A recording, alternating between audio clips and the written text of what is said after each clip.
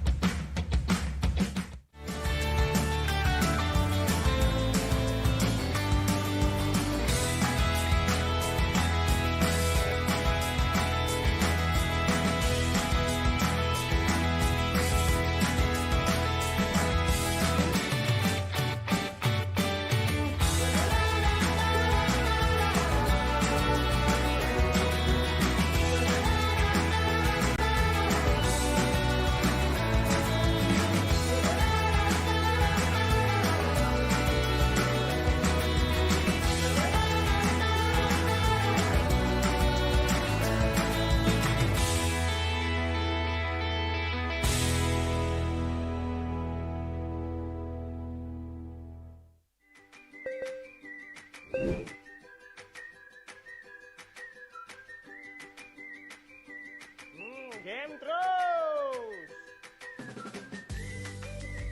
Sepeda terus. Daster terus. Mas, bobanya satu ya. Boba terus. Terus.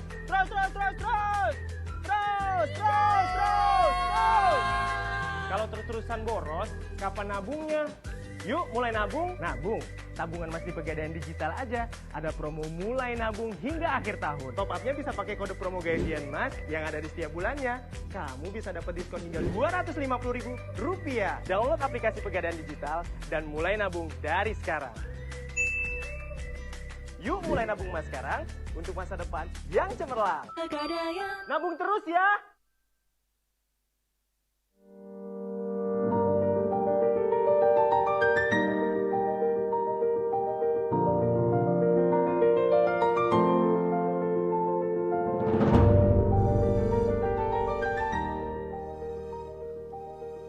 Entering the gate of knowledge through Universitas Negeri Jakarta, you will experience a unique atmosphere where multicultural perspectives meet in academic practices. Located in the heart of the capital city of Indonesia, Universitas Negeri Jakarta concerned with the environmental issues to promote urban and green campus. As one of the best public universities in Indonesia, Universitas Negeri Jakarta offers you with world-class programs enriched by the touch of local wisdom and supported with high technology facilities and disability accesses. Universitas Negeri Jakarta has played an important role in developing education, science, art, technology, and sport since 1964. Universitas Negeri Jakarta serves students of diploma, undergraduate, and postgraduate programs. They are deployed in 8 faculties and 1 postgraduate program. Teaching and learning activities are delivered in joyful atmosphere and meaningful interaction to promote student-centered and autonomous learning. For that purpose, Universitas Negeri Jakarta developed laboratory schools where various educational innovations are tried and tested to get best practices. In the sphere of sports sciences, modern sports stadium has been built, equipped with modern and high-tech sport facilities. To achieve Universitas Negeri Jakarta vision to go global, various international program has been conducted comprising such as student mobility program, lecturers exchange program, and various international seminars.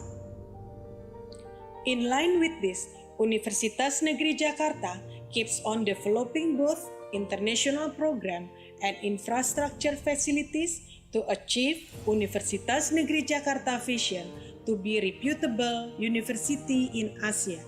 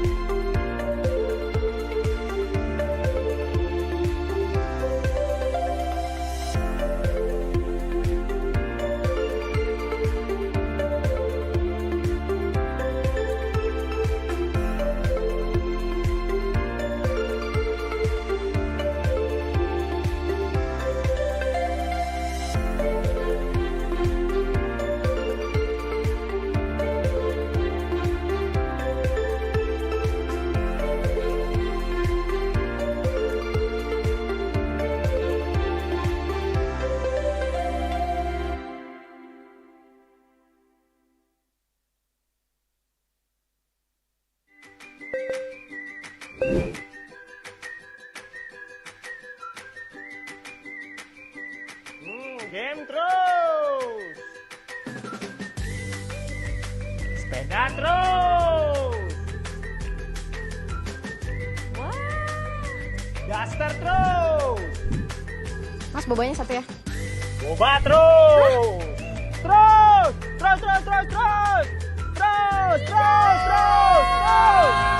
Kalau terus-terusan boros, kapan nabungnya? Yuk mulai nabung. Nabung. Tabungan Mas di Pegadaian Digital aja. Ada promo mulai nabung hingga akhir tahun. Top up-nya bisa pakai kode promo gajian Mas yang ada di setiap bulannya. Kamu bisa dapat diskon hingga Rp250.000. Download aplikasi Pegadaian Digital dan mulai nabung dari sekarang. Yuk mulai nabung Mas sekarang untuk masa depan yang cemerlang. Pegadaian. Nabung terus ya.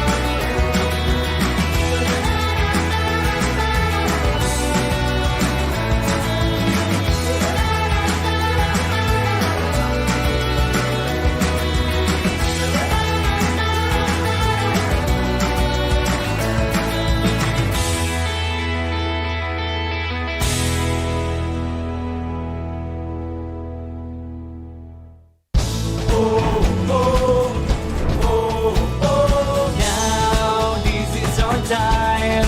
Gerak lebih cepat, hidup lebih hebat. Dimanapun kita berada, kita semua sama. Berlari penuh semangat. Chase a dream in every day we live in.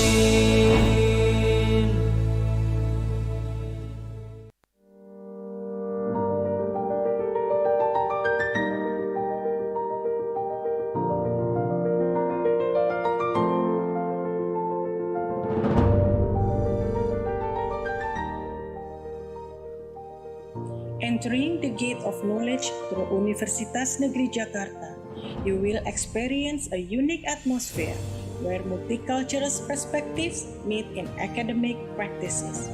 Located in the heart of the capital city of Indonesia, Universitas Negeri Jakarta concerned with the environmental issues to promote urban and green campus.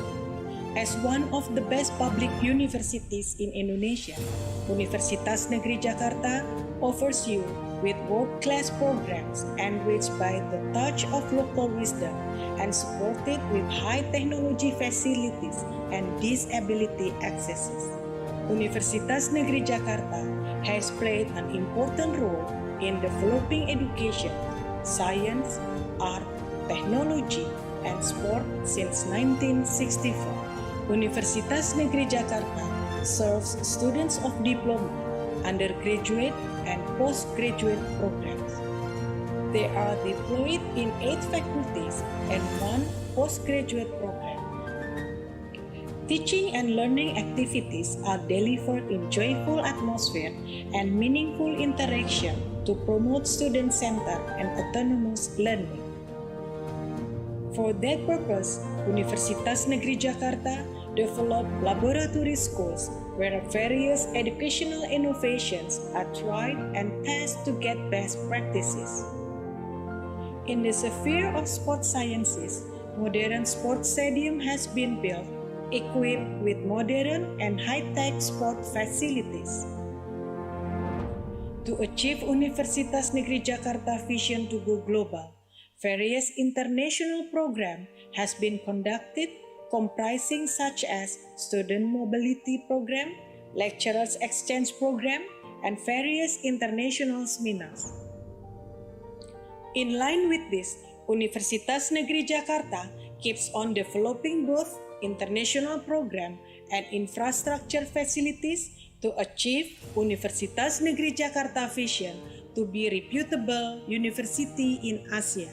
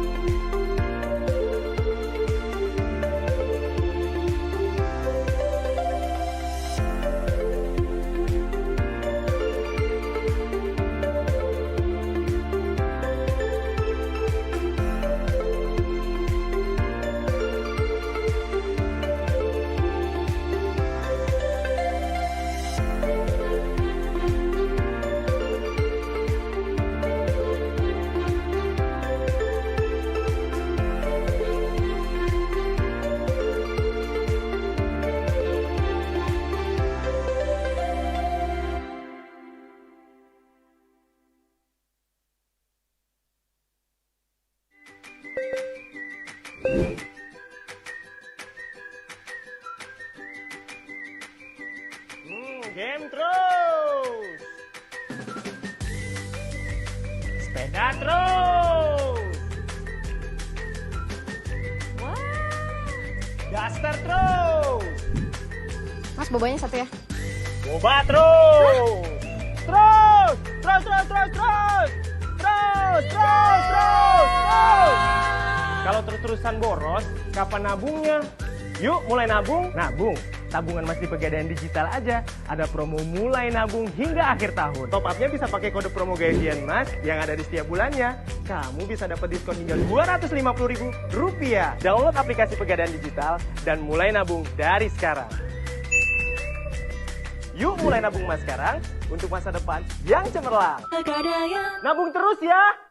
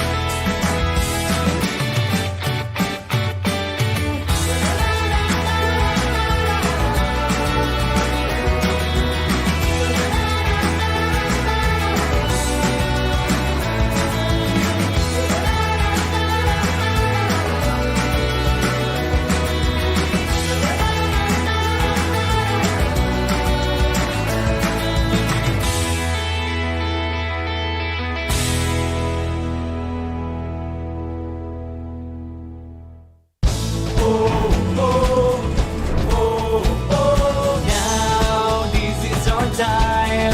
Gerak lebih cepat, hidup lebih hebat. Dimanapun kita berada, kita semua sama. Berlari penuh semangat. Chase a dream in every day we live in.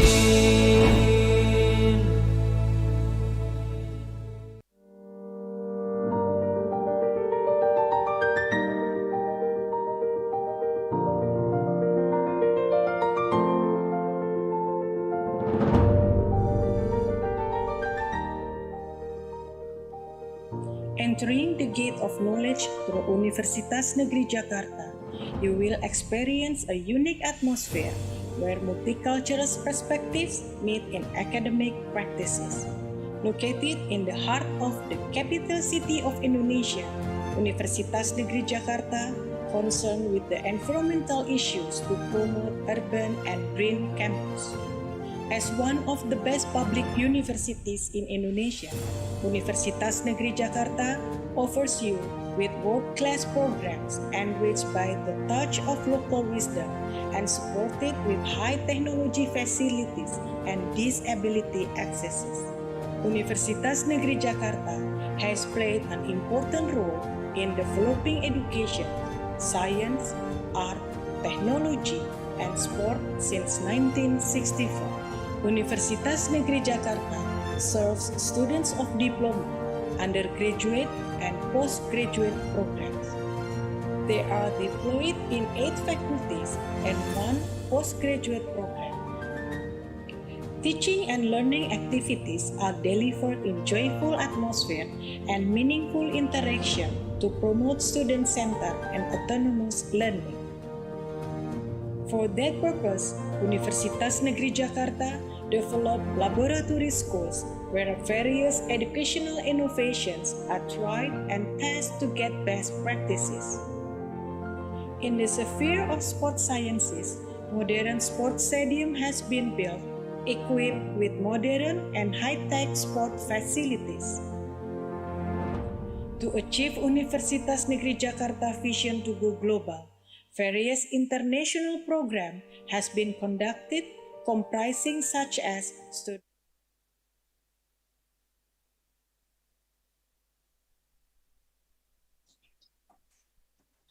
Good morning, Dr. Lynette. Hi, How are you? good, thank you. How are you? Great. Yeah, very happy to see you again with us here. Thank you. Nice to be back. Yeah, and then we still have 5 more minutes to start our session. And I think for this session, more than half of the participants are here. So I hope you don't mind to wait for another 5 minutes. That's fine. Thank you.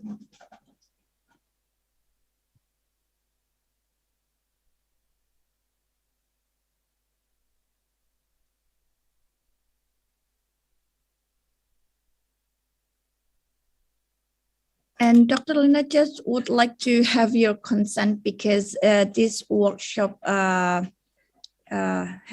is published. Like we have the YouTube channel to post this video. Are you okay with that? Yeah, that's fine. Okay, thank you.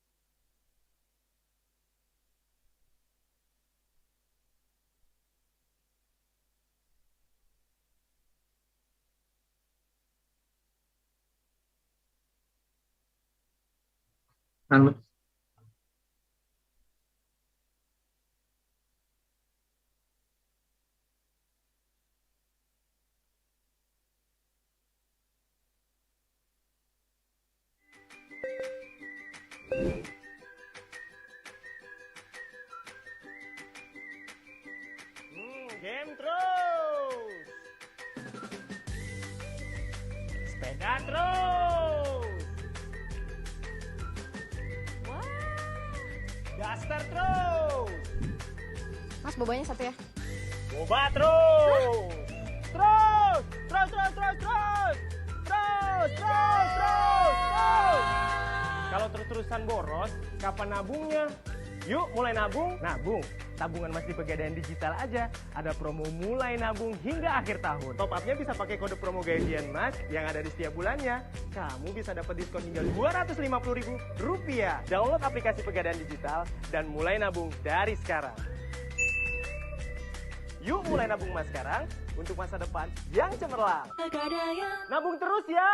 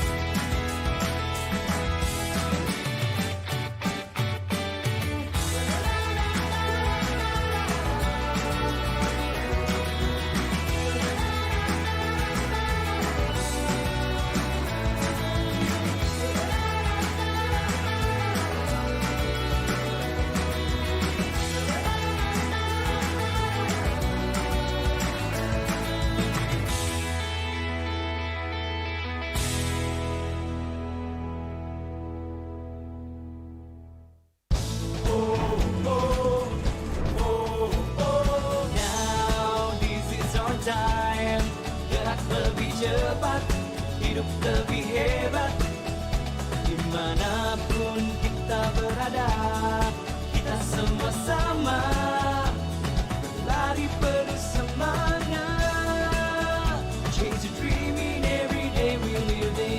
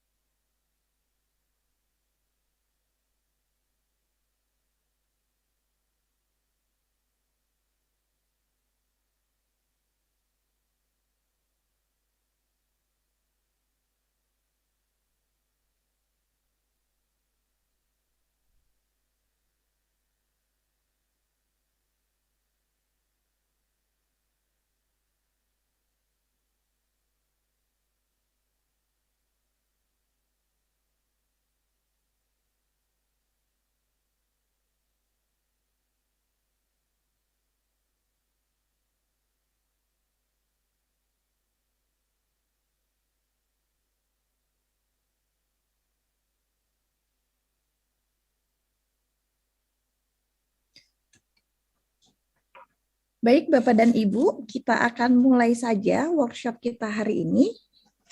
Izinkan. Recording in progress. Okay, good morning, ladies and gentlemen. The workshop is about to begin. First of all, I would like to welcome our beloved speaker, the Honorable guest, Dr. Lynette Pretorius. And good morning for everyone. Assalamualaikum warahmatullahi wabarakatuh. I would like to welcome you all to this workshop as part of International Conference of Humanities, Education and Social Sciences. And this workshop, we're gonna talk about the publication and academic writing. Before the presentation begin, allow me to introduce our beloved speakers. Dr. Lynette Pretorius is an award-winning educator and researcher in the field of academic language, literacy, research skills, and research methodologies. She currently works as the academic language and literacy advisor for the Faculty of Education at Monash University in Australia, teaching undergraduate, postgraduate, and graduate research students.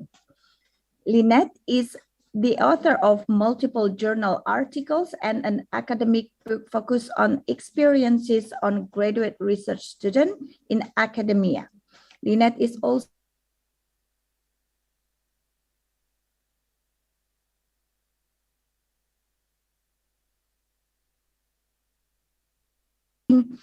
and the strong commitment to teaching and learning approaches which foster high quality student learning.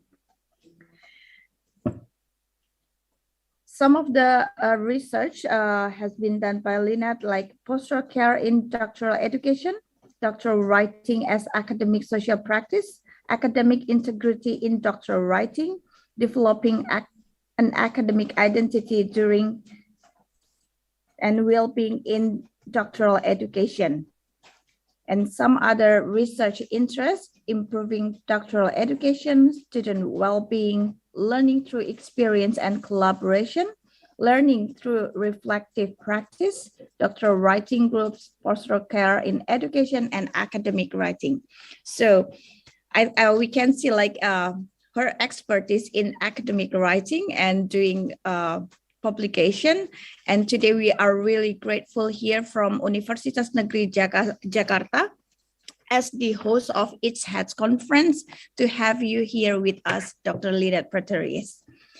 We're gonna have the presentation session and then we will continue by question and answer session. And Dr. Lynette, for your information that the students, not the students, sorry, the participants, some of them are students and then research students, and some of them also lecturers.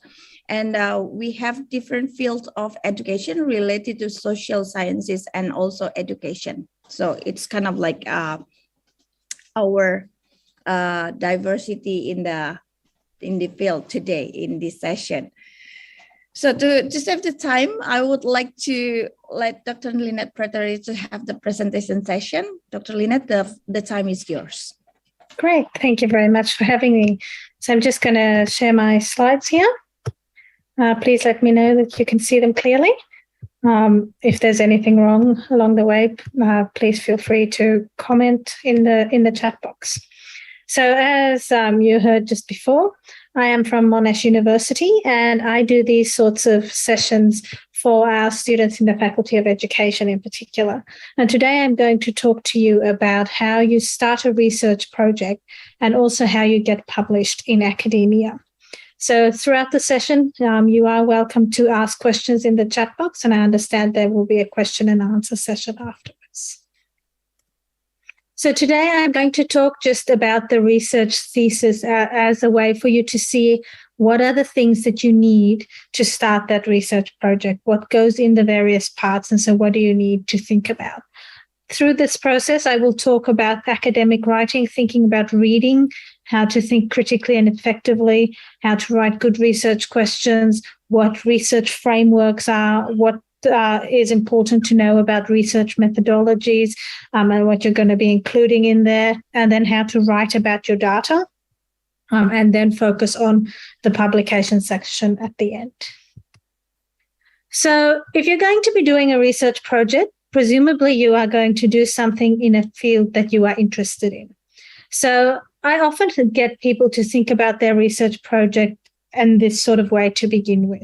So instead of trying to come up with like a really complex research question right at the beginning, it is often better to start thinking about what it is you're doing and why. Why are you interested in that? So this comes from a manual that has been published several years ago now. And you can see it is focusing on what you want to find out because you want to help others understand what. And in this way, once you know what it is that you're interested in, then you can start designing your project. So as an example here, this is what I would write. So I'm working on the mental health of PhD students because I want to find out why the incidence of mental illness is so high, so that I can help others understand how to design better doctoral training programs that support student mental well-being. Now, from what you heard before from my bio that was read, you can see how the types of research that I've done is clearly related to this topic, right?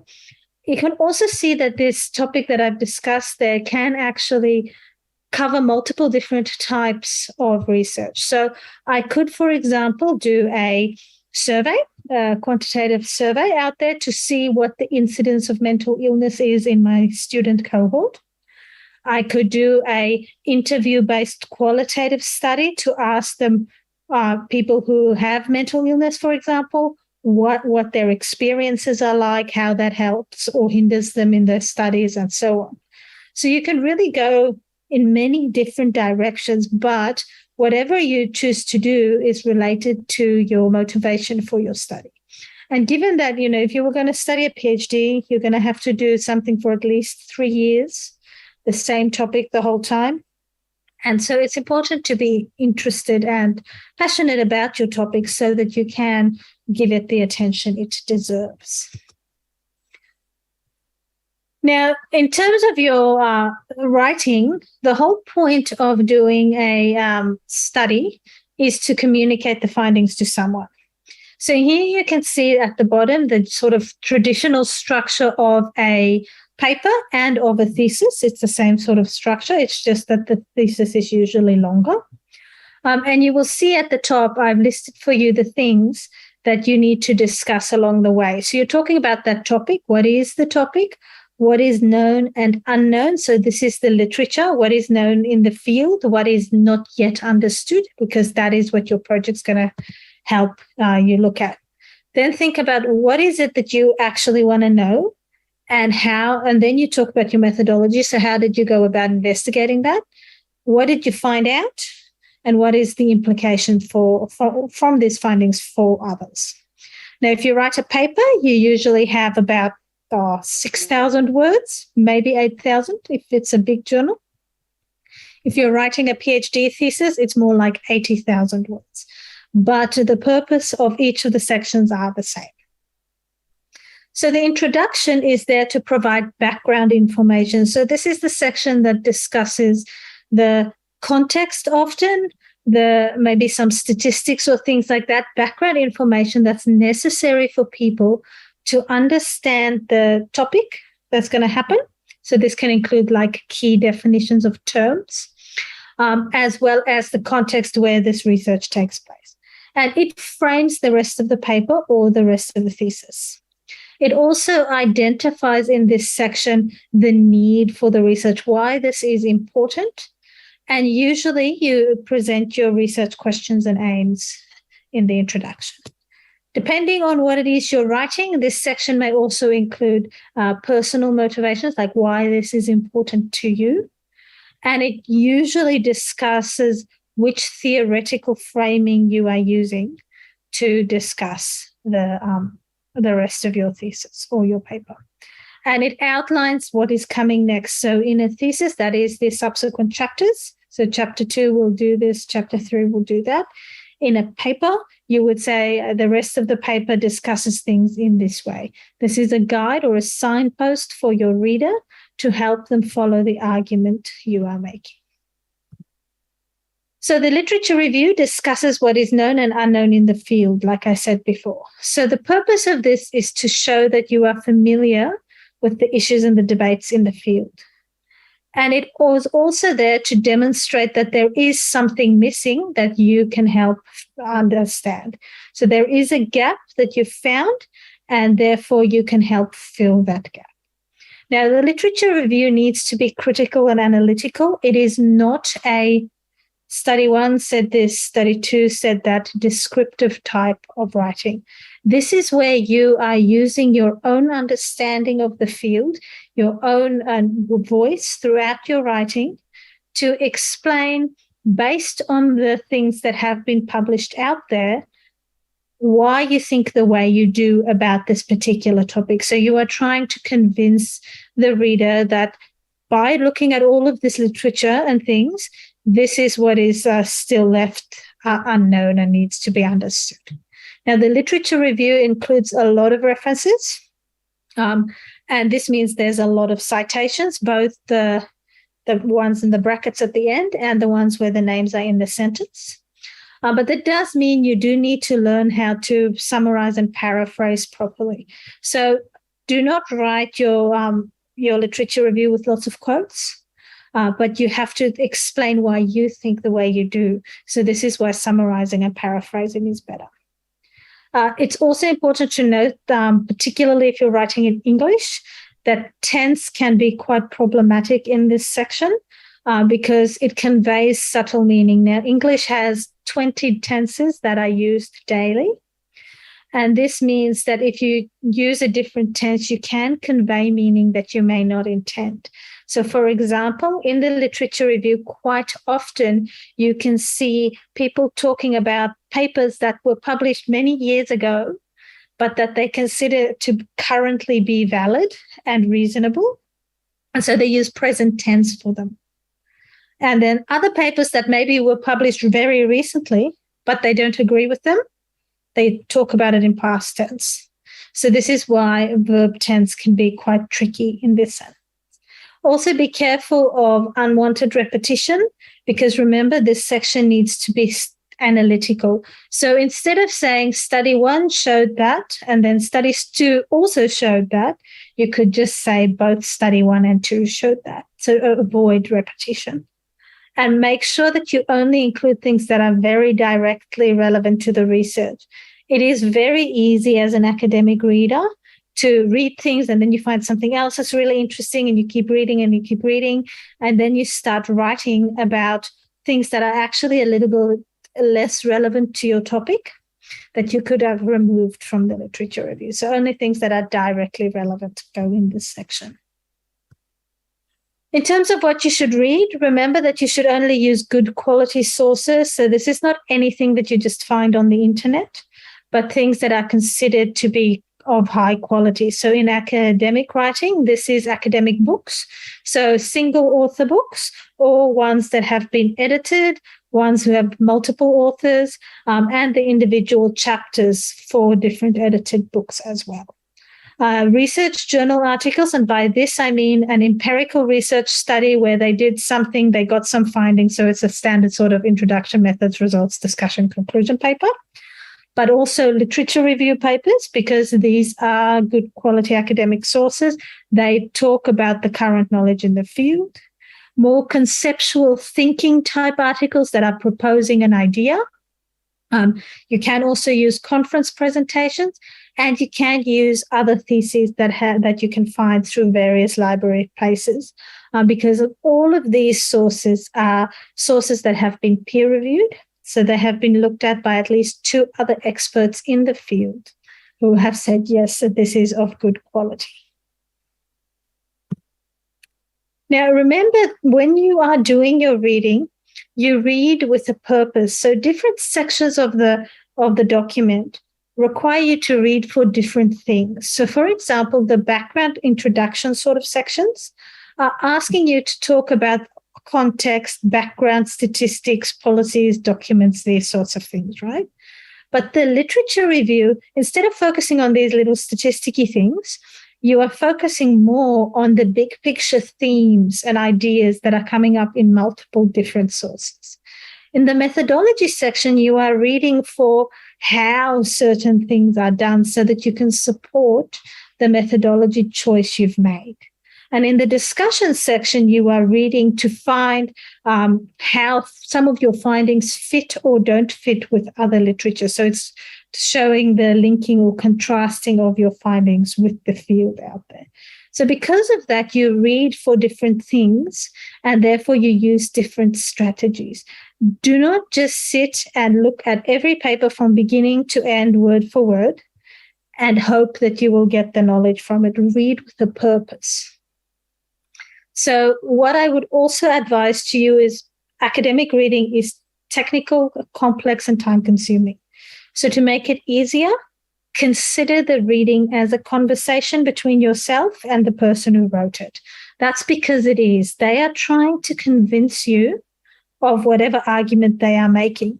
And if you can start to look at the document and see how they are making their argument throughout, you will have a lot more productive reading happening. And I suggest you can start by looking at the headings and subheadings, see how they've put their ideas together so that you can identify the argument being made. In English writing, the argument is usually in the topic sentence of the paragraph. So you can use those as a way to follow the argument as well. As you are reading, take notes and make connections between what you're reading here and what you've read somewhere else so that you can make deeper connections in your mind as to how ideas fit together. And remember that you can always go back and look at the reading again. You don't have to understand everything the first time you read it. Now, it's also important to understand that all text is constructed and interpreted through the lens of the person who wrote it and the lens of the person who's reading it. So this is because all writers and all readers are influenced by their values. So their social, cultural, religious, political beliefs, experiences, past knowledge from previous studies, for example, all of those sorts of things influence how you see the world. Now, if you had a set of data and I had the same set of data, we may actually write completely different things because we come from different backgrounds. We have different understandings of the world. And this is embedded in the language and the way the article is written. Now, this means I could write an article and you're reading it and you think, oh, well, this is really interesting, but it's not going to work in my context because that is you using your lens and your understanding and interpreting what I wrote to see how it can work or not work in your context. And this is what is meant by critical reading. So critical thinking is not negative thinking. It is focused on deeper thinking. So when you've got a topic and issue, you need to describe it. So you know what happened, when did it happen, where did it happen, that sort of basic information. And then you start thinking about why did it happen and how. So this is deeper thinking. Now, really critical thinking is to then move on to the red circle I have there, where you're evaluating and reflecting. So you're thinking with, do I agree with this or don't I? Do other people agree with this or don't they? Why? Which side of the argument do I agree with? And why do I think that way? And what is the implication of this? This is what critical thinking is. And when you're reading, this is what you're doing. And you're also doing this when you are writing to explain to the reader why you think the way you do. So once you've done that, you are designing your research questions based on the literature in the field, right? So you've said now, this is what is known, this is what is not known. So this is the gap in knowledge that I would like to fill. And this is then what you use to design your research question. Now, there are many ways to design research questions, but there are some things that you should avoid. So for example, why are people sad is not a very good research question because it is too broad. Think about the fact that I could do so many different studies and I could still not actually answer that question completely. The second one says, did the COVID pandemic increase loneliness? Now, this is a question that I can answer, but the problem is my answer is either yes, it did, or no, it didn't. And you can't really write a thesis or a paper and the only finding you have is yes or no. So you need more comprehensive questions. So this is an example of a question that has been designed with the PICO strategy. So this is population, intervention, comparison, and outcome. Like I said, there are many others. This is just one example. And here you can see how did the COVID lockdowns in Melbourne affect parents' trust in teachers' professionalism. So now I have a question that I can do some concrete research with and get a clear answer that I could write a lot about. So I have a very specific context, the COVID lockdowns in Melbourne. I have a specific population, the parents, and I have a specific thing that I'm looking at, the trust in teachers' professionalism. So we usually recommend you need at least 3 things in your question to make it specific enough, like I've got here. And you want to make sure that it's a question that doesn't preempt an answer, so doesn't say the answer is going to be this.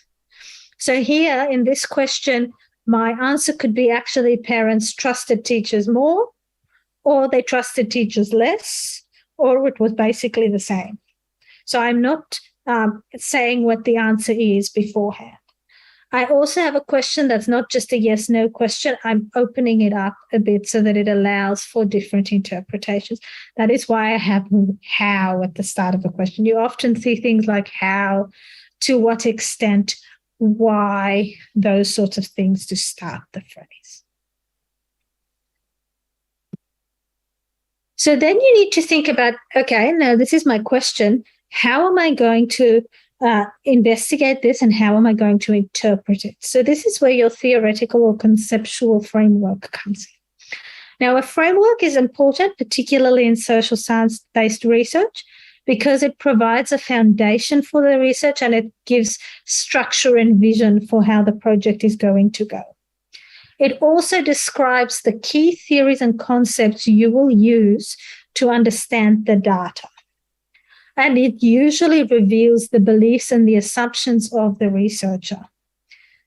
Now, there are different types. You can have a theoretical or a conceptual framework.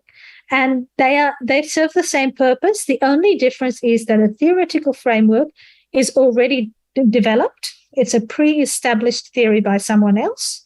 And a conceptual framework is where you as the researcher have taken 2 or 3 theoretical frameworks and combined them into one conceptual framework for your study. So as an example, this is from a paper that I wrote, and here we've got a theoretical framework that has used the pre-established theory of Bourdieu as the framework for the study. And I've just presented it in a picture format in my paper to show how I've applied the theory to the context that I was writing about, which in this case was the doctoral student's experience. Now, because I have this framework, I can then go and analyze my data using the different concepts that I'm listed here. So habitus, elusio, capital, field, those sorts of things I'm using as the key concepts to understand my data. So when I see my data, I can think, okay, this quote I've got here refers to this particular concept in my framework, and that helps me to analyze and structure my data analysis. And then you go to the methodology. So the methodology is where you explain what you did to get the data that you have found. So you are presenting a methodological approach, so the overall way in which you did your research, but also the individual methods that you used. You can use pictures in this section. It does say what you did and what you didn't do, so it provides boundaries for the research. And it talks about ethics, so how you made sure that there was ethical practice in your study, and also things like how you ensure trustworthiness and validity of your data and so on. So I like to explain to people that the way you write a methodology is like the layers of an onion. You start big and you go down, because the methodology needs to be really logical. From you did this, then you did this, then you did this. You need to help your reader understand what you did and why you did it in that way. So you start by talking about your research paradigm, which is the way in which you see the world. Then you start talking about the overall type of research you did. So did you do qualitative, quantitative, and mixed method, and why? Then within that overarching type, what specific one did you choose? So let's say you chose qualitative data, then you chose ethnography as the type. Then you talk about the methods in which you generated your data, and then you talk about the way in which you analyzed your data. And usually after that, you talk about the ethics, but it does depend on the topic. So in terms of the paradigm, I said to you, this is how you see the world.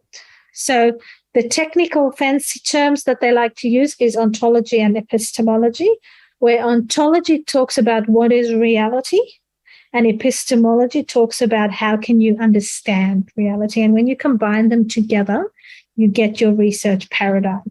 So as an example, these are three common paradigms that you see. So positivism or post-positivism are quite common in something like scientific disciplines or in very quantitative research. And so in those contexts, there is one particular reality or truth that you are trying to discover.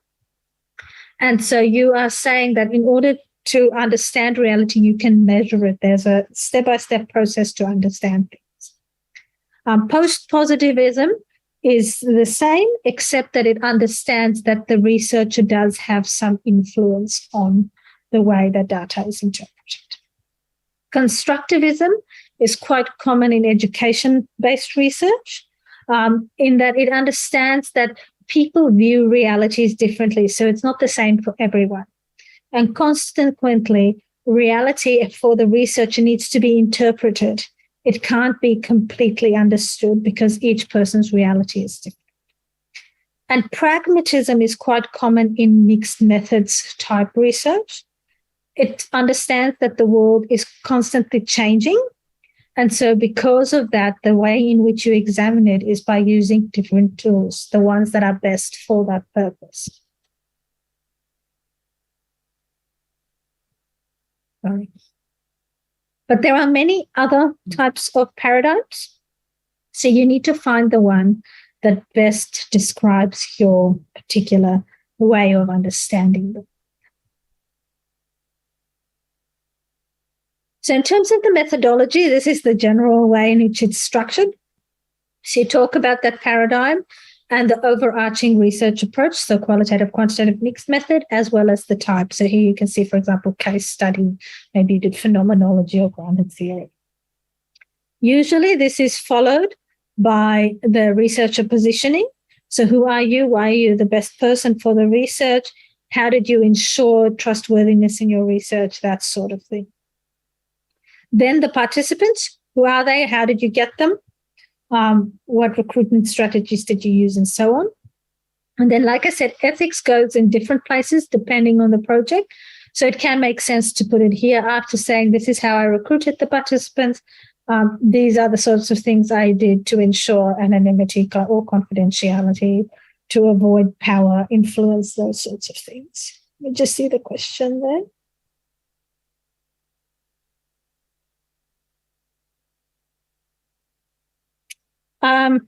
So I don't know if I can help you because I'm not familiar with that specific theory that you're talking about.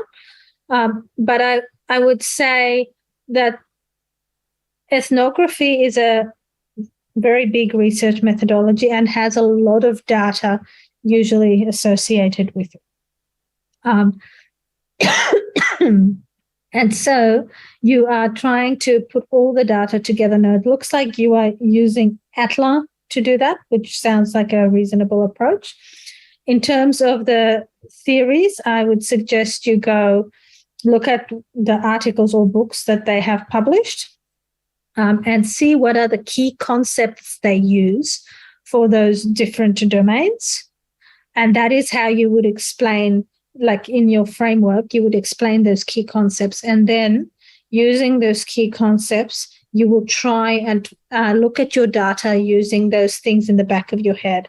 So when you see something, you say, okay, this relates to this particular domain in the theory. And then you can discuss it more later. And I will talk about how you then discuss it once you've found it. So in terms of when you're writing about your data analysis, it's important to note that you do need to use references to justify why you did it in that way. You need to be specific and clear. So this is from a paper. And you can see here, this is reflexive thematic analysis, which is quite common in education and in most social sciences. And the Braun and Clark references are the ones that are usually used for this. And you will see that all the way through the references are there because remember, a reference is only the evidence for the sentence that it's in. That's why even though it's the same reference, you have the reference in every sentence. And it clearly gives step by step, this is what we did, then we did this, then we did this.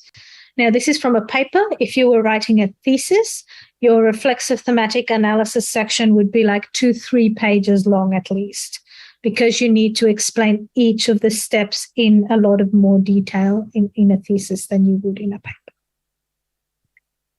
You also need to make sure that wherever there is, so in a paper, quite often you do what I had on the previous slide, which is just quickly overview what you did.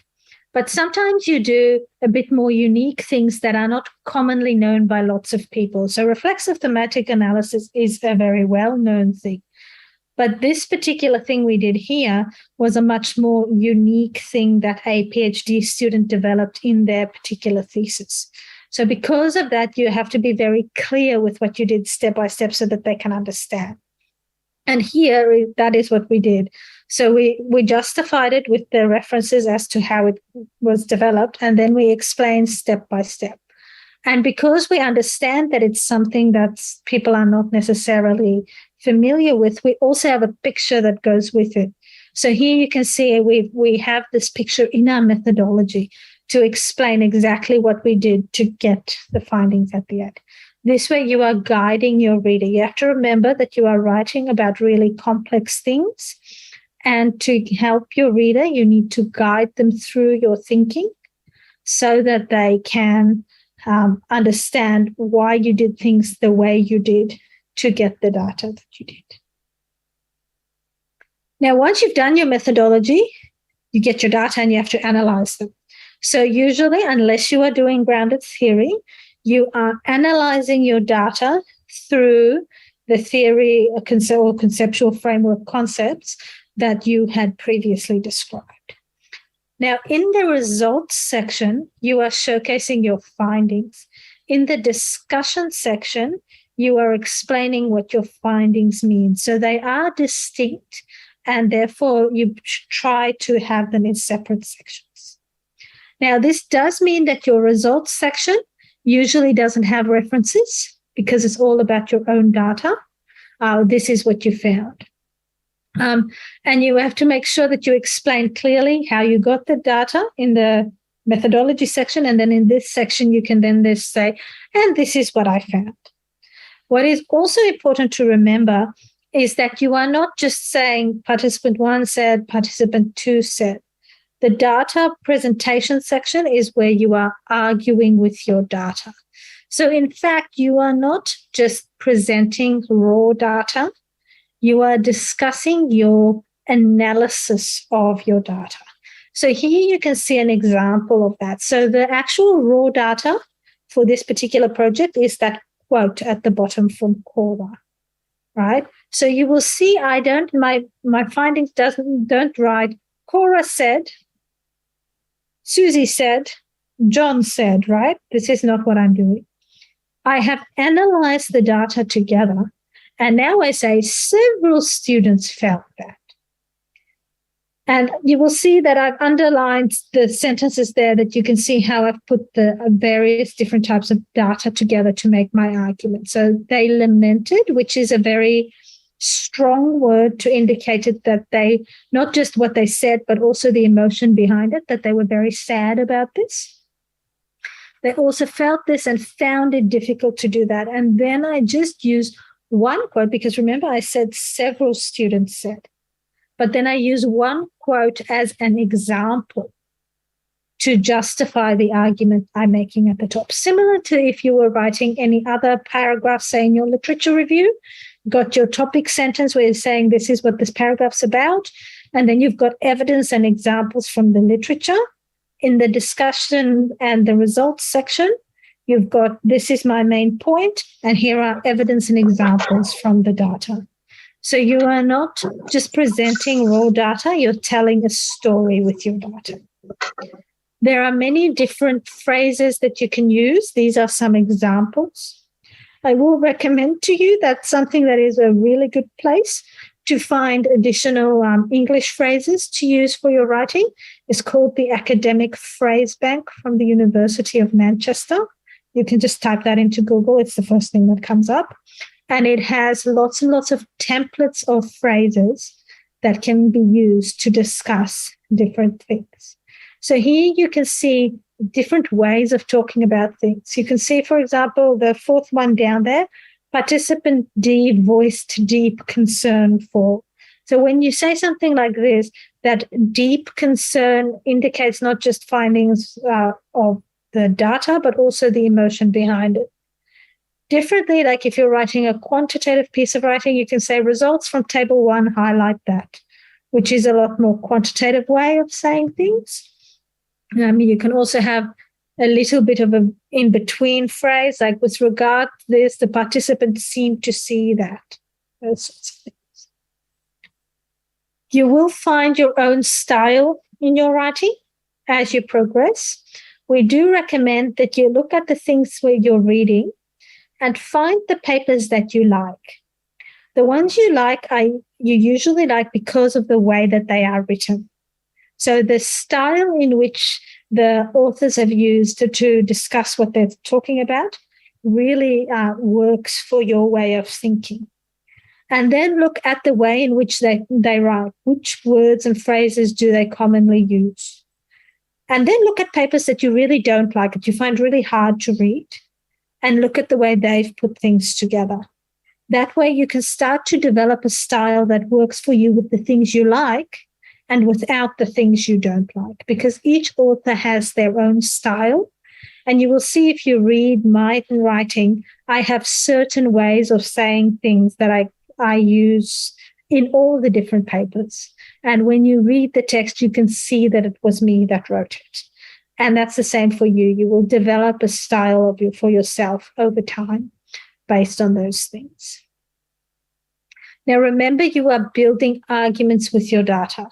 And that means you are interweaving the data with your interpretation of the data. So here you can see the raw data in pinky purple color and my interpretation of it in green. And then I just had the joining phrases highlighted for you in black. So you are explaining to the reader what they should understand from the data, rather than presenting the individual pieces of raw data and making the reader analyze it for themselves. You are analyzing it for them and explaining for them what it means. And here you can see another example of that. And in this paragraph, there is a lot more interpretation and only very little actual evidence in this particular sentence, because this is a paragraph that we were using as a joining paragraph for a next section. So also think about the purpose of the paragraph and how it's helping you advance the argument you're making. And in this paragraph, you can see some of the phrases that I like to use a lot. So you will see in my writing, quite often I have things that have indeed, yet. It's also important to note that, and this demonstrates that, those are phrases I use all the time in my writing.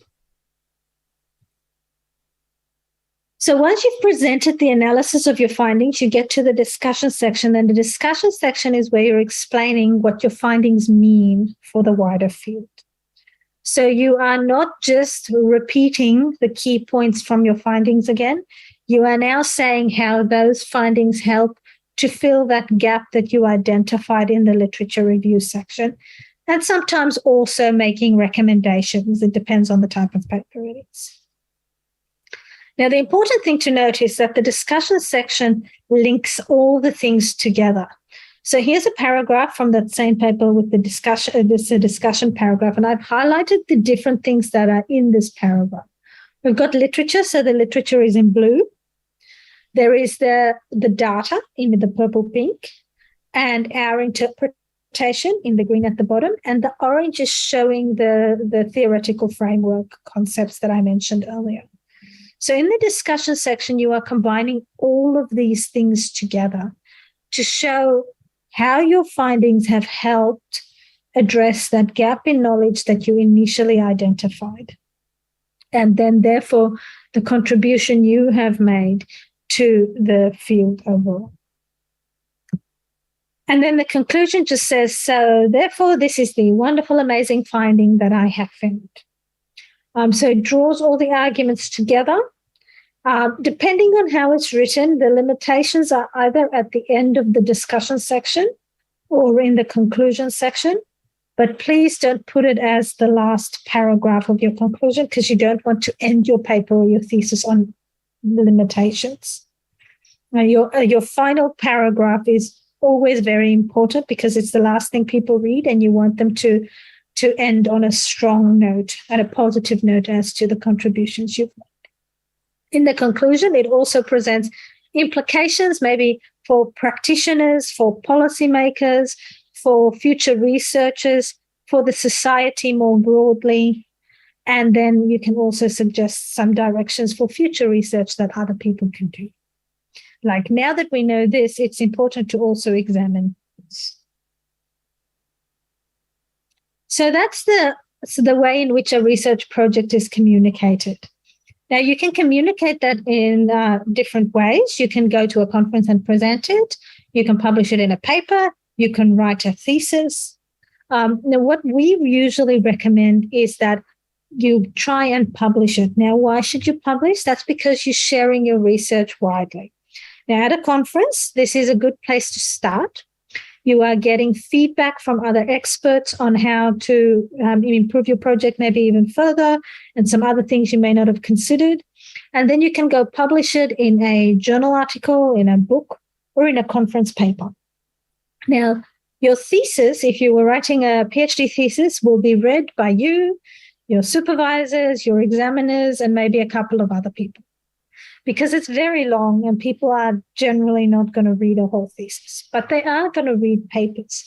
So we recommend you are publishing while you are doing your PhD research. If you are working in academia, you have to publish in order to keep your job, get promoted, get nice grants, all those sorts of things. So there is a monetary advantage to it, and also a career advantage to it. But what is most important is that you are sharing your findings with the wider research, which is a real ethical imperative for researchers. Like, if you know this knowledge and you haven't shared it, you're hiding it away from others. Instead, you're trying to share the research and extend it. And in that way, you are joining the disciplinary community in your field. So, like I said, you can publish it in different places.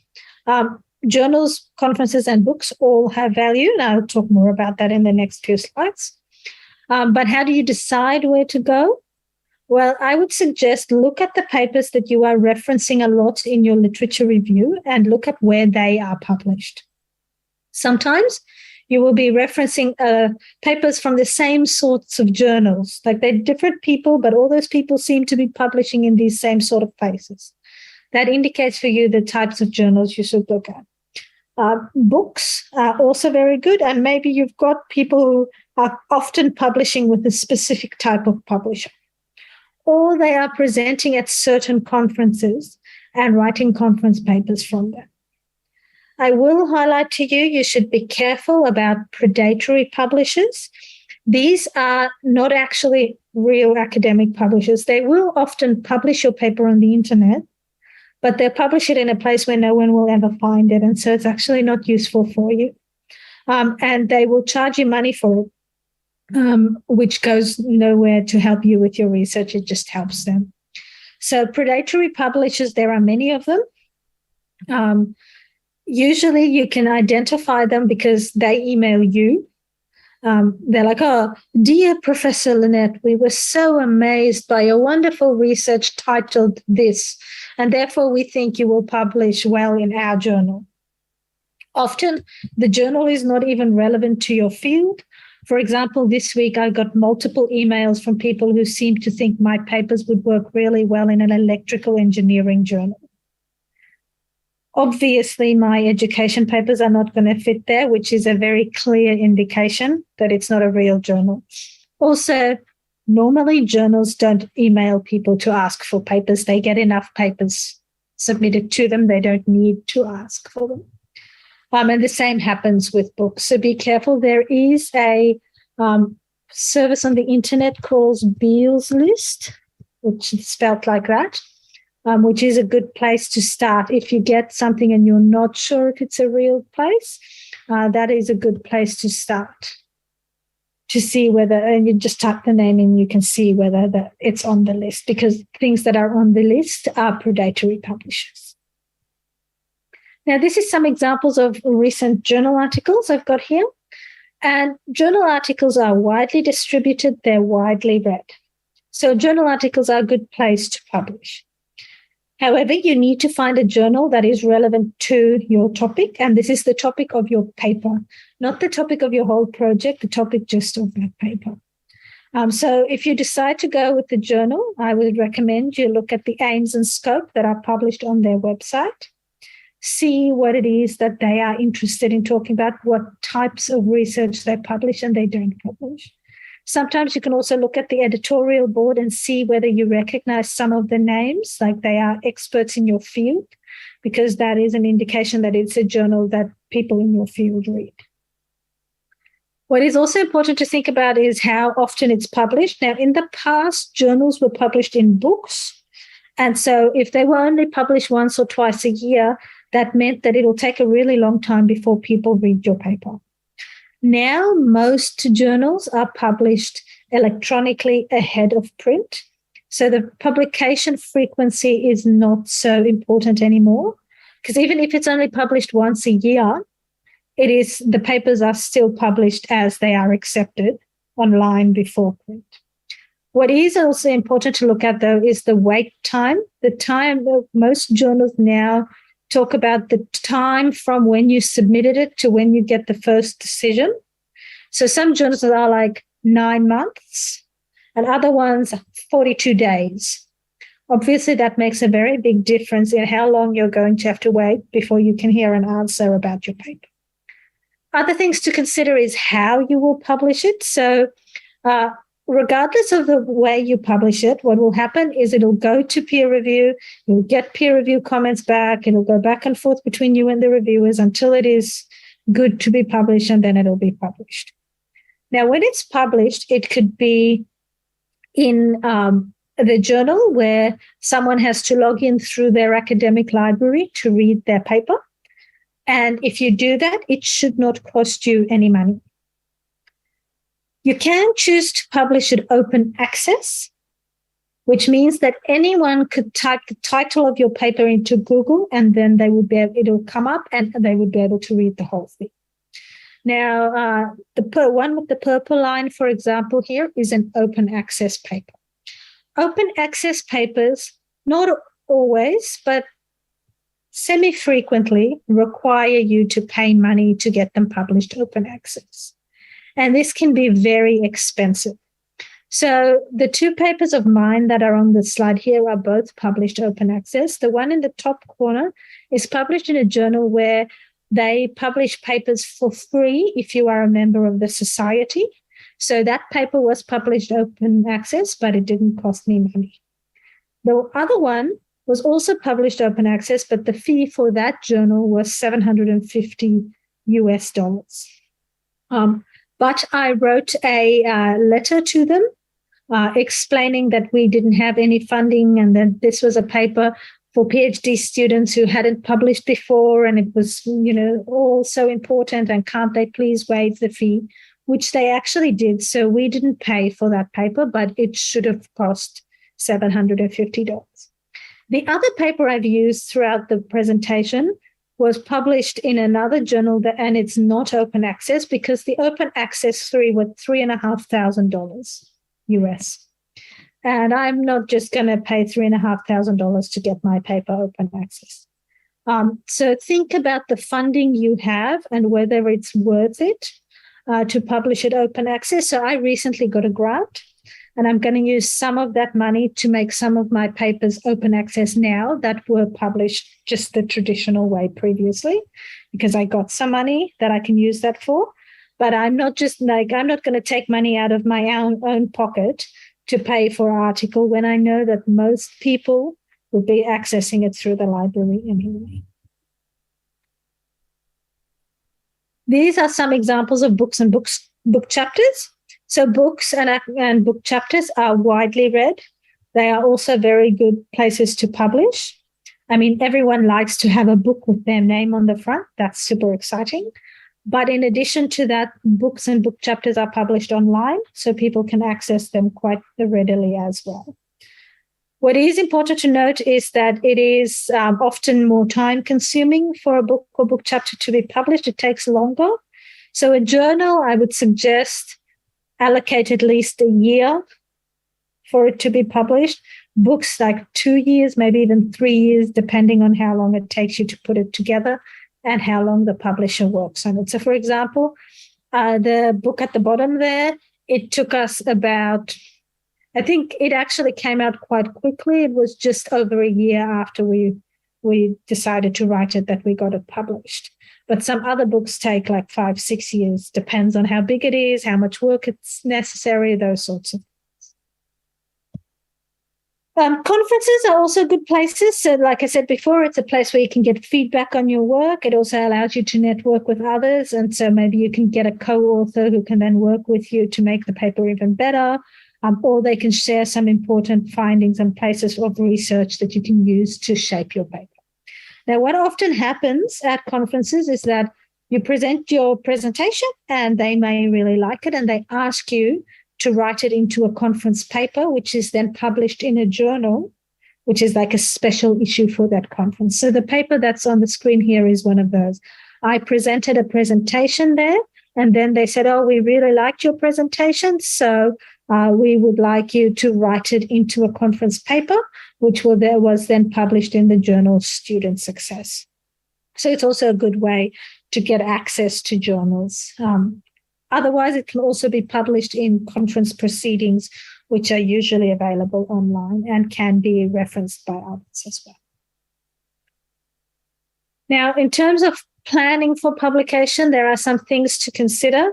Are you going to write by yourself? Are you going to write with others? Both have benefits and limitations. If you do have co-authors, I highly recommend you talk very early on about the order of the people on the paper, how you are going to assign the numbering. Now, there are some rules in relation to how authors are listed. Generally, if it's a multi-author paper, the first person is the person who did the most work, and the last person is the senior author or the person who oversaw the project. So if we go back to this particular one, you can see there my name is at the end there because I oversaw this project, but the person, Adam, at the start did most of the work for this project. The person who's second last is usually the person who did the least amount of work on a multi-author paper. People are listed in descending order as how much work they did. So it's important to discuss that early because authorship can cause a lot of conflict in relationships. It's also important to note that there are rules as to what constitutes that you're allowed to be an author.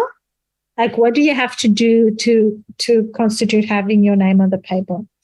And there are different rules depending on which journal and discipline you go for. But in general, the rules say that not just that you provided feedback on someone's writing, for example, but you needed to make some sort of contribution to the actual research project. So helped design the project, helped collect the data, helped analyze the data. And then also contributed to the writing of the paper. And then you are considered to be an author. You also need to consider the formatting guidelines. Almost every journal has their own way of wanting your paper formatted. This is published on their website in the Instruction for Authors section, and it explains to you how they expect the file that you submit to look when you submit it. Consider the timing and how long it's going to take you to get the thing published, and consider the type of paper it is, and therefore what type of contribution to knowledge it needs to present for it to be worthy of publication. Now, when you submit something, there are multiple different things that can happen.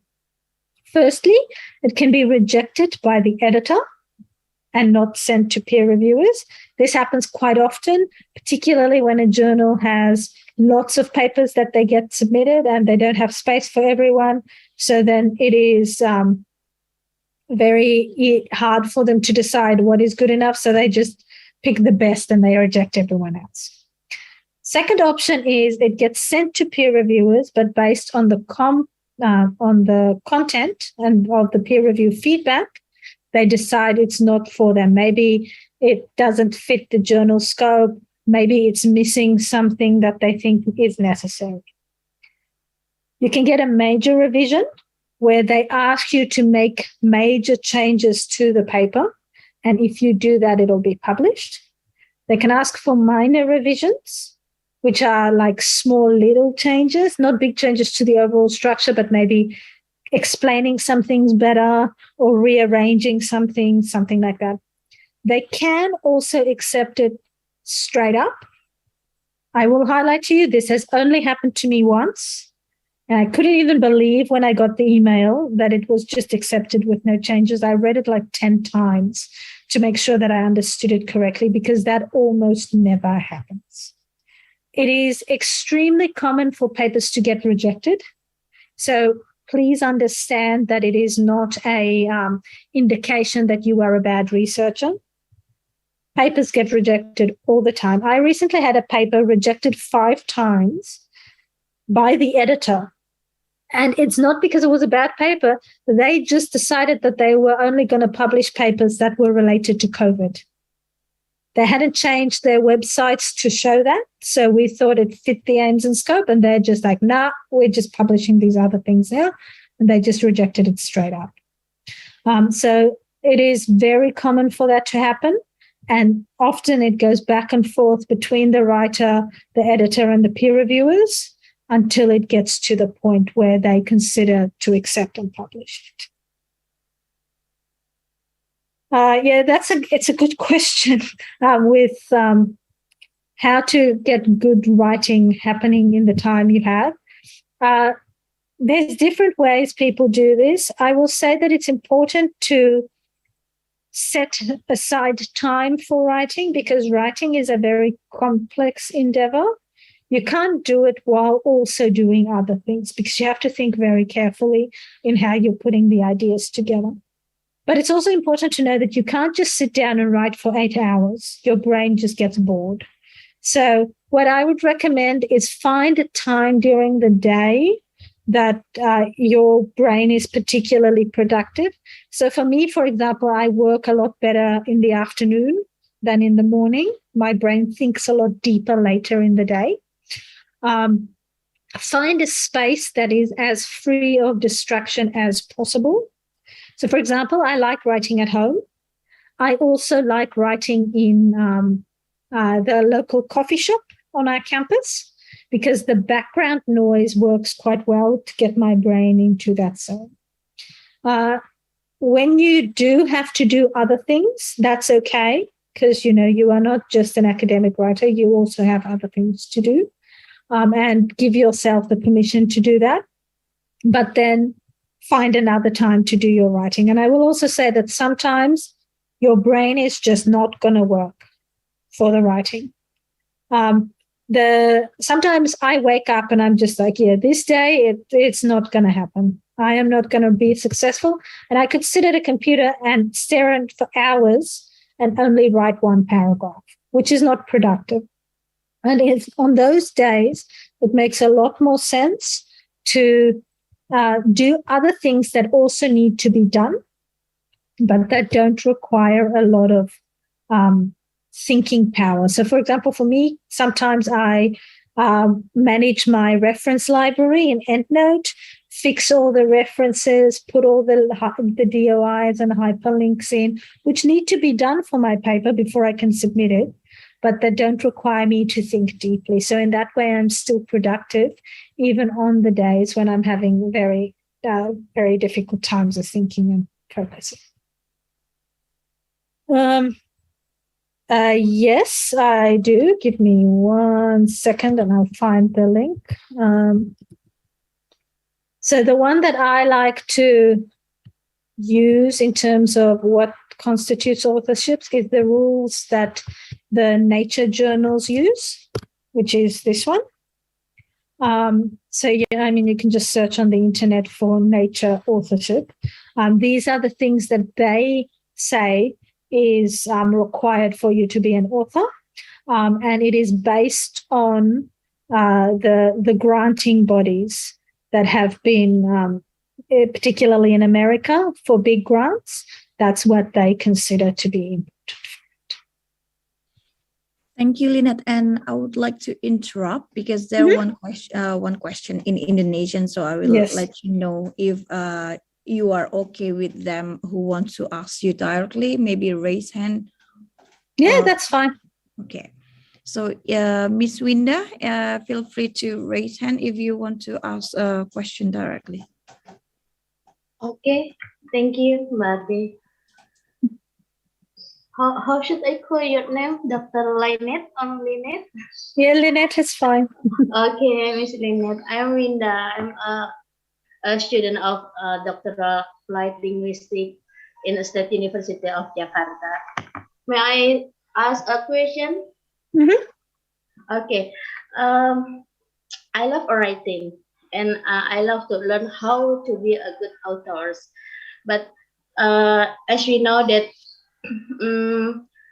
it's not easy to find novelty in writing research.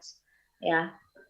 I know that writing articles is a must for our students, and I'm very interested in writing each of my research, but I always find difficult to find what is my novelty of my research. It's because I think it's a lot of a topic. What is it? Has a same novelty, and how to find our novelty, and how the reviewer will see our article. It's not easy for the authors in Indonesia. So could you give me some tricks? Yeah, how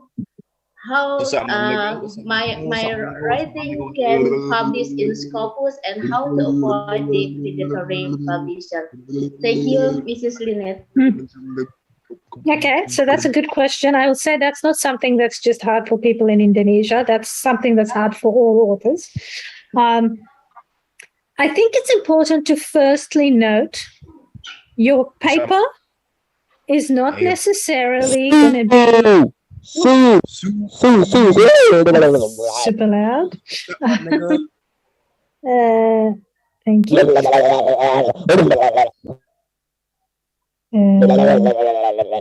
Maybe we will just mute that person. Subscribe to 2 series, or else you will get demolished. Thank you. So when you are publishing something, you are not writing like the next Nobel Prize, right? You are showing what you have contributed to the field in that little tiny gap that you identified in the literature. So you don't have to demonstrate that, you have cured cancer. You just have to demonstrate that you have helped someone understand something a little bit better. And that is what you have in your PhD. Like, for example, you write your whole thesis to say, and so now we know this one thing a little bit more effectively. In the paper, you are doing the same thing, just to a smaller scale. So think about that when you are trying to explain it. In terms of actually explaining it, you can also think about your reader. What is the reader what are you trying the reader to understand? And then use very simple guiding phrases to explain why you think the way you do and how you've put your ideas together. Use signposting all the way through, and always show how each of the findings somehow relates to your research question.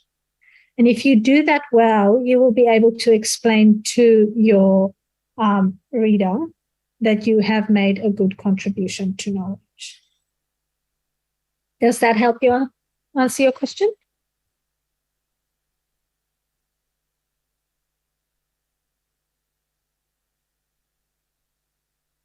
Okay, so then we've got a question there about mixed methods. Sorry, Winter, did you want to say something? You're unable to mute. That's okay. You can type into the chat box. So really that I'm here and we are organizing I think someone already break into our... Yes, yeah, that's fine. I think we've just unmuted. We've muted everyone. So if you have a further question, please ask it to me in the chat box. Okay, thank you. In terms of the mixed methods question, it is interesting the concept of the quantitative and the qualitative data conflicting with each other.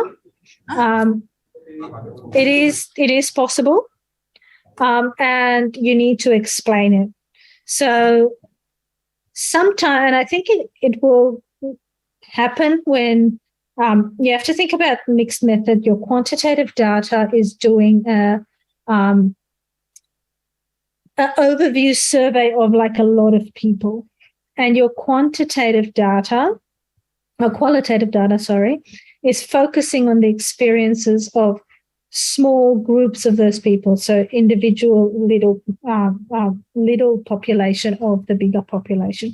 So in terms of your sampling, that does mean that sometimes you get the one set of data conflicting with the other set of data, because maybe the people that you interviewed were the ones that felt particularly strongly in one way, but were not necessarily representative of the larger sample size.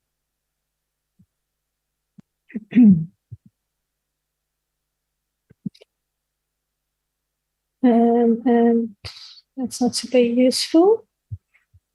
So I'm just going to remove that person.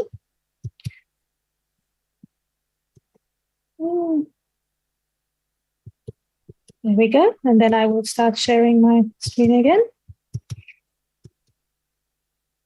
Okay, so then we're going to move on to, I'm going the wrong way. The way in which you respond to reviewers' comments.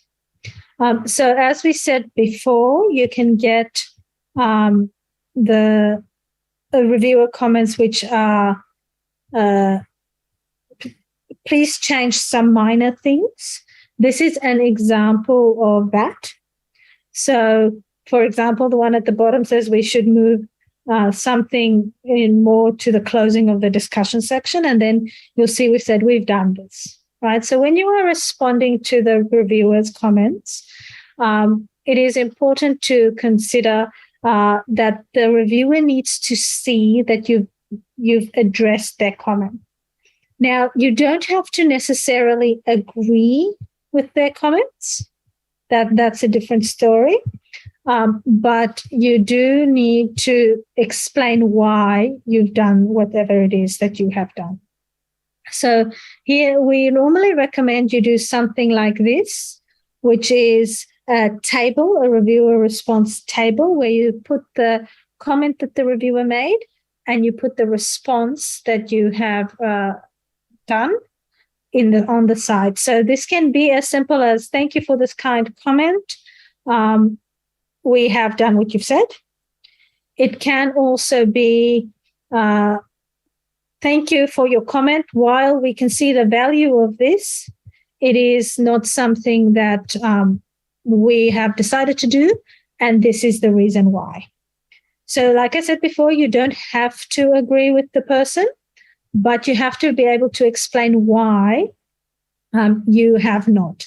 And this needs to be justified. So as an example, we wrote a paper that was all about the person's not being marginalized, so not being discriminated against because of who they are.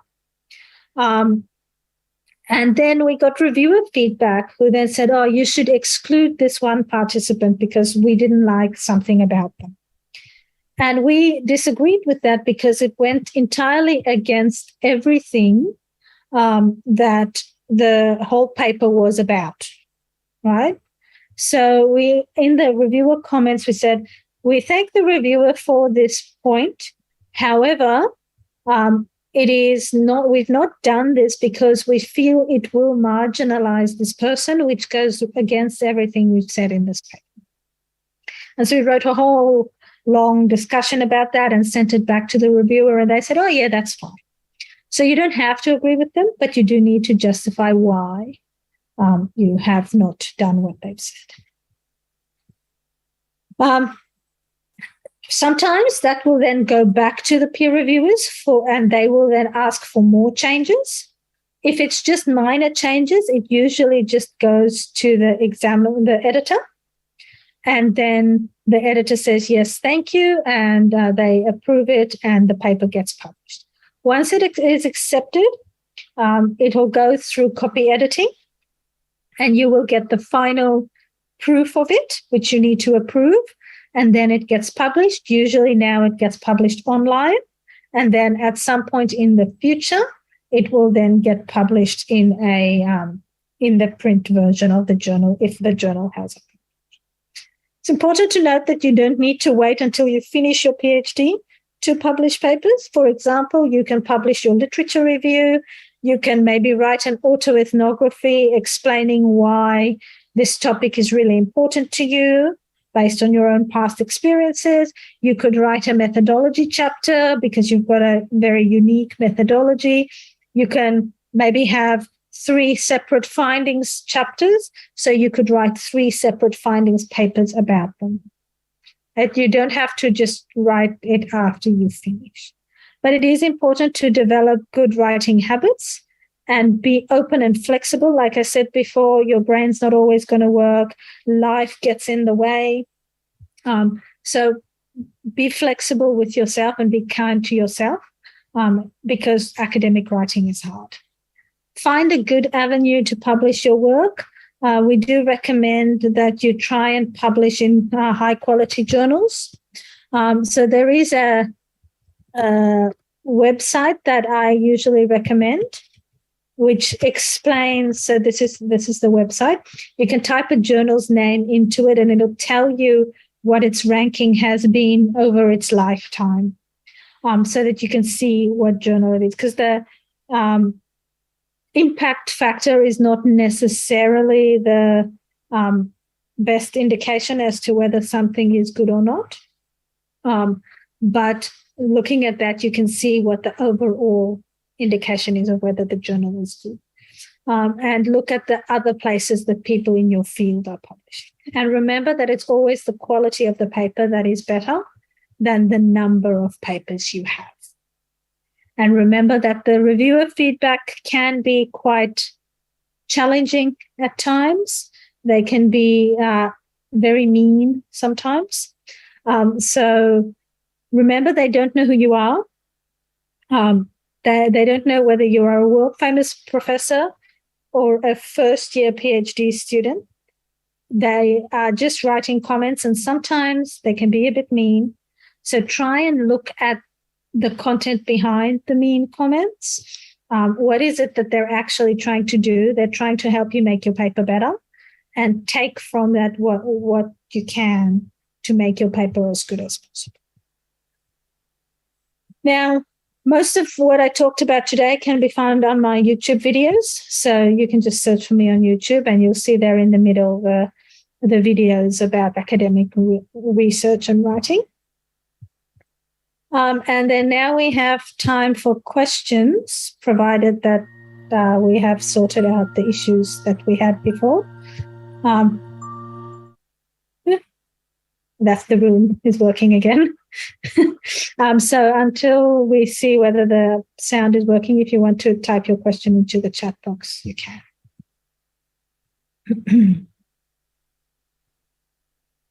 And we have about 13 minutes for questions.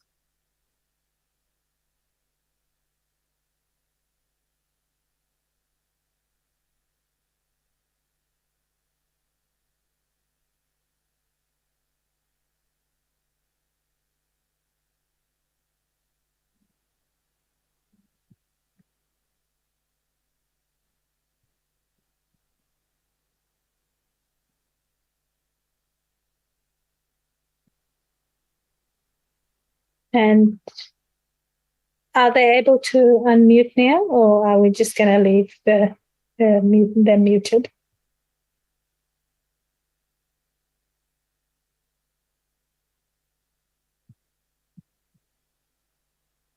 Doesn't look like you can currently unmute. So yes, the chat box will be the way to go to ask your questions.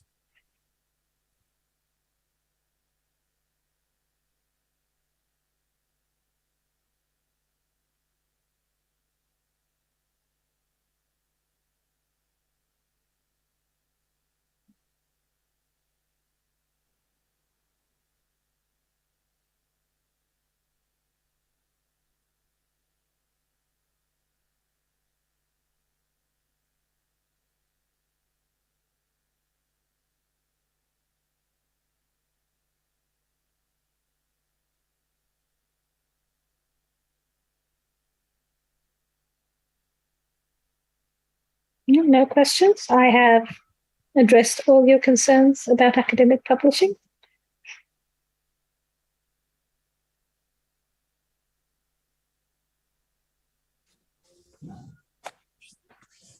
Silakan Bapak Ibu yang mau bertanya tentang publikasi.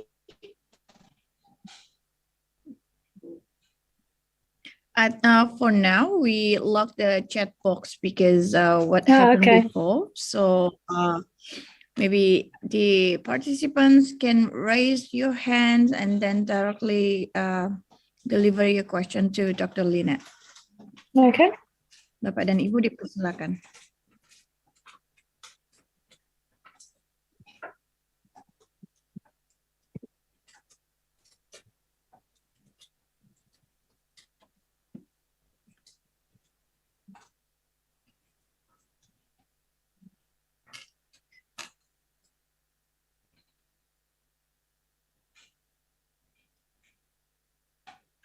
I do find it funny that someone decided that this was a fun meeting to break into. Yeah, it happened, I think a couple of times here. So I don't know how they get the link also. That's why we never post any Zoom link to like publicly. But Miss it Ada, happened today. So, yeah, Bapak, silakan. Okay. Hi. Hello, Lynette. I have one question for you. The reality in publishing a paper is not third one. Publishing our work in most report journal is actually difficult. especially for Indonesian people who are use English as the foreign language. And then there are many publishers who follow a strict review process. And it is the common, many Indonesian people write their research such long-winded. Yeah. From this, I want to ask, because you are as the native speaker of English, so what are steps to avoid being long-winded? And it is, I think, it is as the suggestion for us as Indonesian people who are use English as a foreign language. Thank you, Leonard. Yeah, it's a good question. So I will highlight to you, English is not my first language. I too use English as in my case, second language. In terms of academic writing, you're right, it is hard, it's difficult. And writing in English when it's not your native language makes it harder. In terms of making things clear, we recommend that you try and write your text as simple and clear as possible. Now, in practice, that means English sentences that are between 10 and 25 words in length. English has a very rigid sentence structure, subject, verb, object. And so academic writing also has the thing where you don't really use a lot of adjectives and adverbs for things. That way, if you have a sentence that's 10 to 25 words, it's long enough to convey complex ideas, but it's not too long that it becomes long-winded. The other thing is to remember not to repeat yourself. So say what you mean and move on. Academic writers are clear and to the point. They make their point and then they go on to the next point. So you don't have to repeat yourself to try and emphasize what you're trying to say. You just say it and then say the next thing. Does that make sense? Yeah. Thank you, Leonard, for your... That's okay. Yeah. Thank you. Sylvie, you have a question?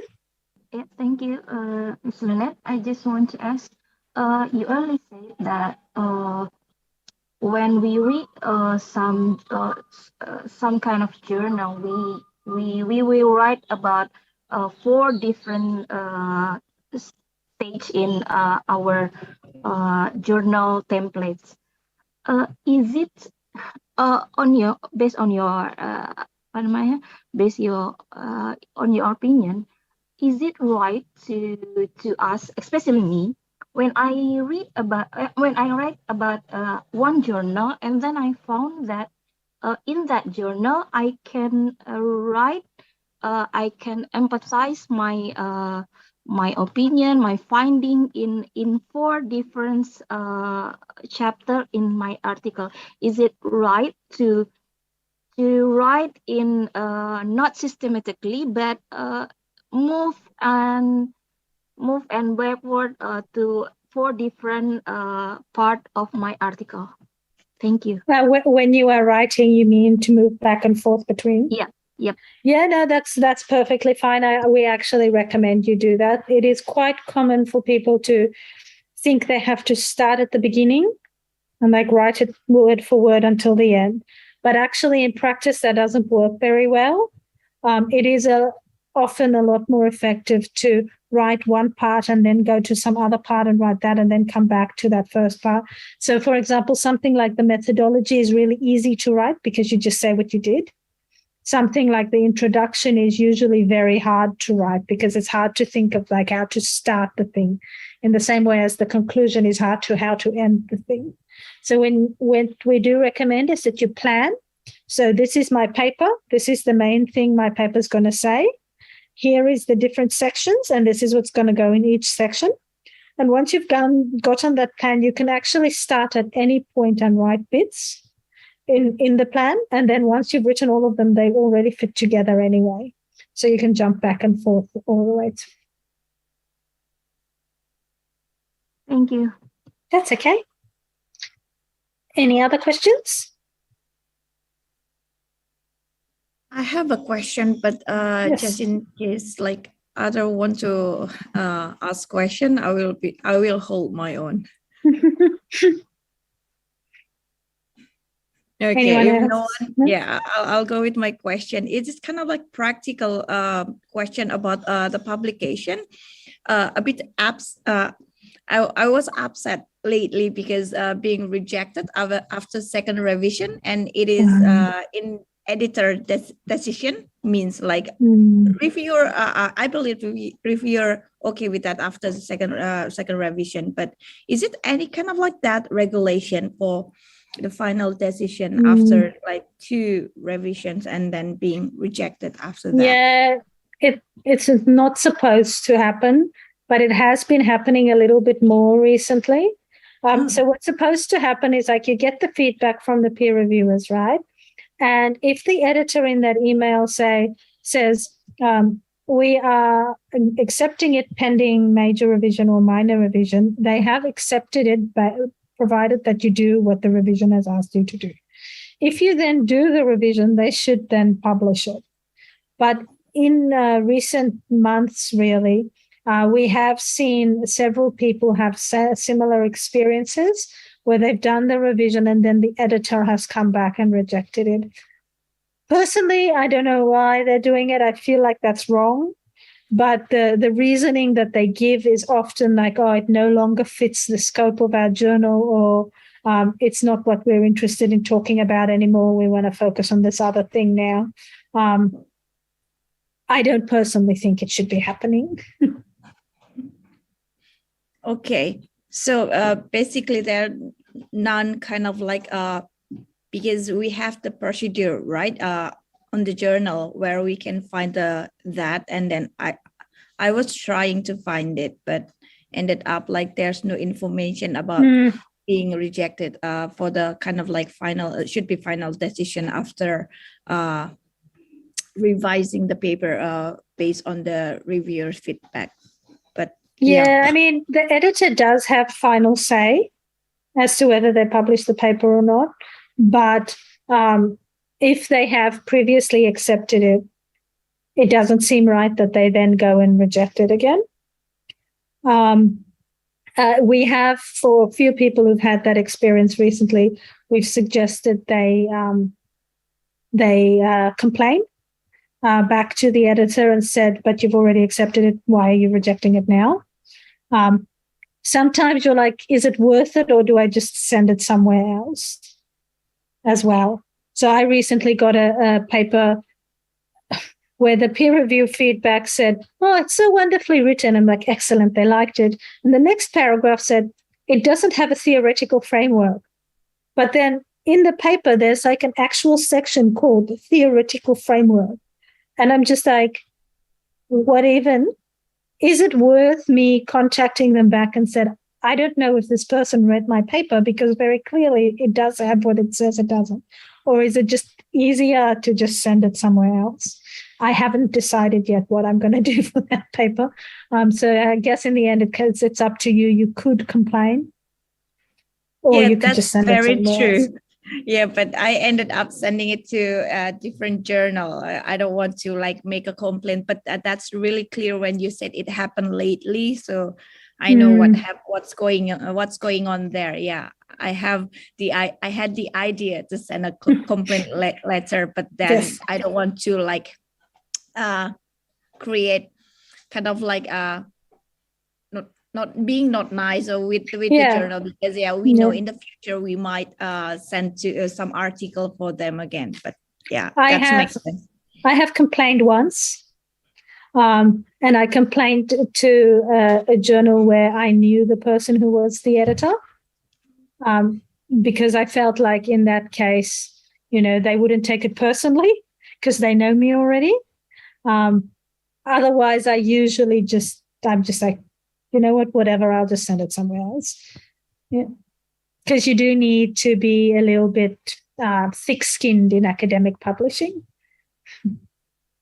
That's right. Thank you, Lynette, for the answer. That's okay.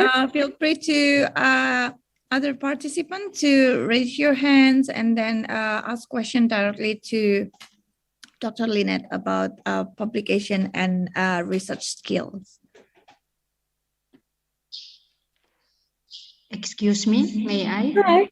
Yes. Okay, thank you, ma'am. I would like to ask you about one of the conditions that our article can be accepted is the reference must be up to date. What if the appropriate theory is contained in an old book?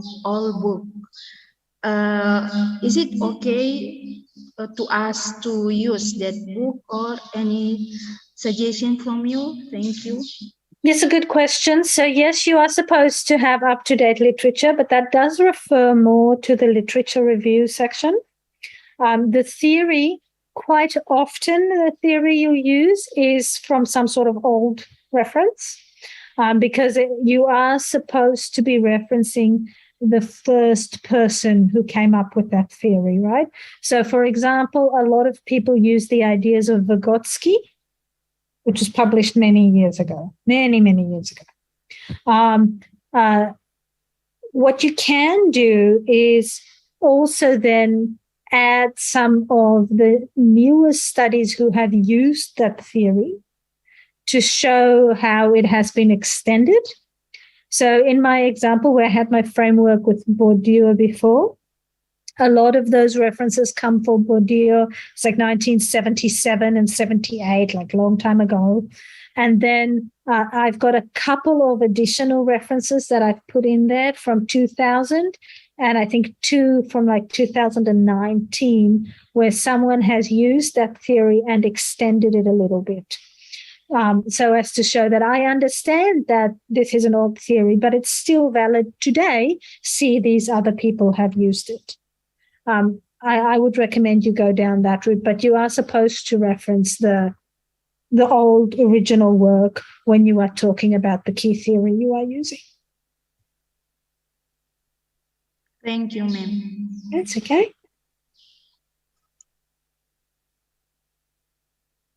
Any other questions?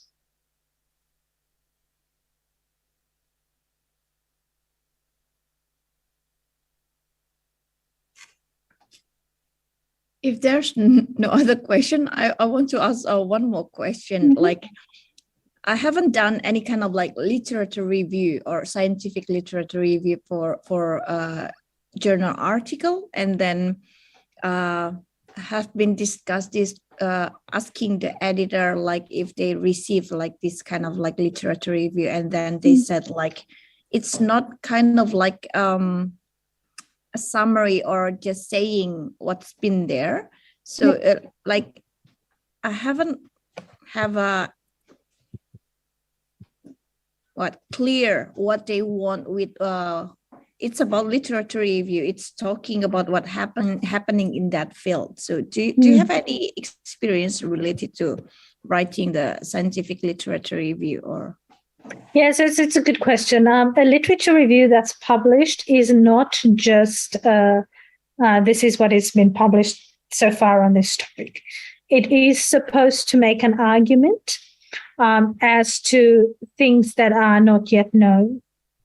And that's that needs to be all the way through the document. So a good example of that type of literature review is this one, because you can see that it is reviewing the literature from lots of different papers, but it is also proposing a particular model to address a concern that was identified.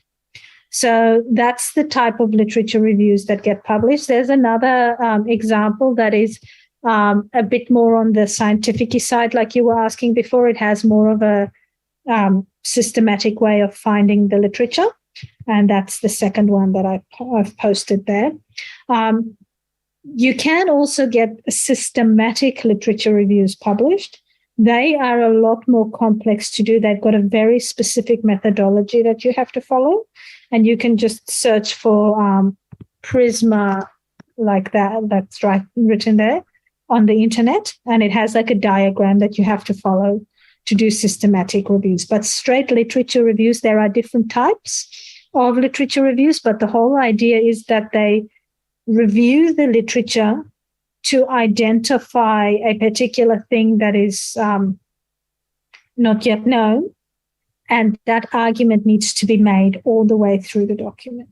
Now, certain journals publish literature reviews, others don't, but they do list that in the aims and scope, what type of research they accept.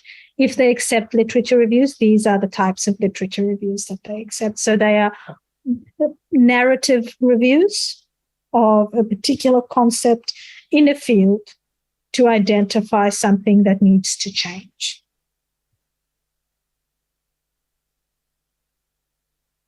Okay, thank you, Lynette. Ma'am, I want to ask you. Yes. For Scopus Journal, is it a must to write literature review? Because for certain journal template, literature review is an optional. If you are writing a paper that you are discussing findings, we're saying these are the things I found and so on. Yes, you do need literature, but the literature review section is usually combined with the introduction section, and it is maybe 3 paragraphs long. So it's not a comprehensive literature review. The purpose of that is more to set the context for what the findings is. So you do need literature regardless of the type of paper you have, but in a findings paper, the literature review bit is a lot shorter. Okay, thank you, ma'am.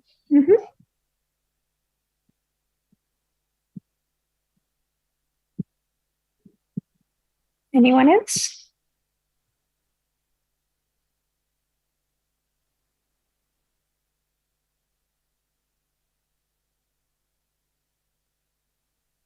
No? It looks like everyone's asked their questions.